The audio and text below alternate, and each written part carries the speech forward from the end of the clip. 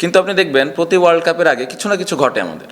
এখন আমরা ওই যে অ্যাক্টিং করি যে না আমাদের কিছু হয় না, আমরা হেভি প্রফেশনাল ক্রিকেটার বলে আমি চাইবো যে আমার বাবা মা আমাকে ঘরের মধ্যে বকাবকি করুক। আমি কখনোই চাইবো না যে মানুষের সামনে আমাকে বকাবকি করুক যদি আমি ভুল করি। প্রেস কনফারেন্স হয়েছে, তাই একটা মন্তব্য করেছেন, তারপরে আবার বলেছেন দুটা মন্তব্য করেছে একটা ট্যাগ দিয়ে। এই বিষয়গুলো আপনার নজরে অবশ্যই এসেছে, আপনি কিভাবে দেখেন টেস্ট ক্যাপ্টেন বা অ্যাজ এ ক্রিকেটার?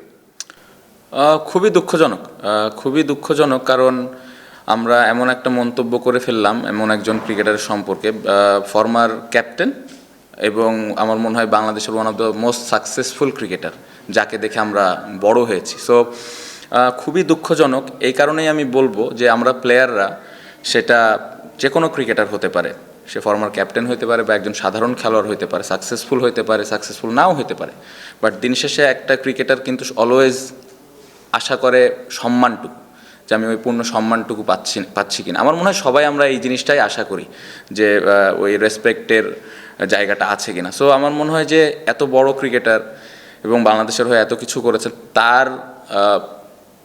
তাকে নিয়ে এই ধরনের কমেন্ট করা এটা খুবই দুঃখজনক। সব থেকে কষ্ট লাগার বিষয়টা হলো আসলে ক্রিকেট বোর্ড তো আমাদের অভিভাবক।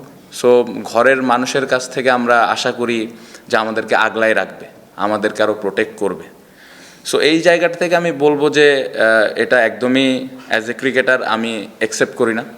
আমি নিজেও চাই যে আমার ঘরের মানুষ আমাকে ব্যাক করবে, আমাকে সাপোর্ট করবে। আমি যদি আমার বাবা মার কথা বলি, আমি একটু ডিটেলে বলি, বাবা মার কথা বলে আমি চাইবো যে আমার বাবা মা আমাকে ঘরের মধ্যে বকাবকি করুক। আমি কখনোই চাইবো না যে মানুষের সামনে আমাকে বকাবকি করুক যদি আমি ভুল করি। সো আমি এমন একজন মানুষের সম্পর্কে এমন একটা কমেন্ট করে ফেললাম যিনি কিনা আবার আমাদের অভিভাবক।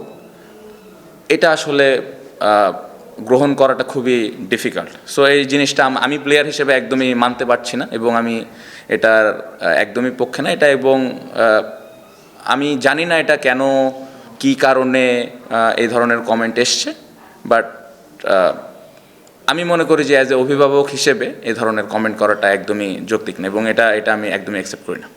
প্রথমত আমাদের ওয়ার্ল্ড কাপের রেজাল্ট যদি আপনি দেখেন, কোনোবারই আমরা অনেক ভালো ক্রিকেট খেলি না। আমাদের গত বছর আমরা ভালো ক্রিকেট খেলেছি, বাট আরও ভালো সুযোগ ছিল গত ওয়ার্ল্ড কাপে, বাট আমরা পারিনি। কিন্তু আপনি দেখবেন প্রতি ওয়ার্ল্ড কাপের আগে কিছু না কিছু ঘটে আমাদের। সো এই জিনিসগুলো আমি অ্যাজ এ প্লেয়ার হিসেবে বলতে পারি 2-3টা ওয়ার্ল্ড কাপ যাই খেলছি আল্লাহর রহমতে ইফেক্ট পড়ে। এখন আমরা ওই যে অ্যাক্টিং করি যে না আমাদের কিছু হয় না, আমরা হেভি প্রফেশনাল ক্রিকেটার। তো এটা আপনারাও বোঝেন যে আমরা অ্যাক্টিং করি, এটা ইটস নট ইজি। সো আমার কাছে মনে হয় যে প্লেয়ার স্টিল চেষ্টা করে যে ওইটাকে কীভাবে দূরে রেখে আমি পারফর্ম করি টিমের জন্য, দলের জন্য। বাট এই জিনিসগুলো না হলে ভালো। বাট এই ব্যাপারটা আমি বলবো যে এটা আবার একটু আমাদের কন্ট্রোলেরও বাইরে।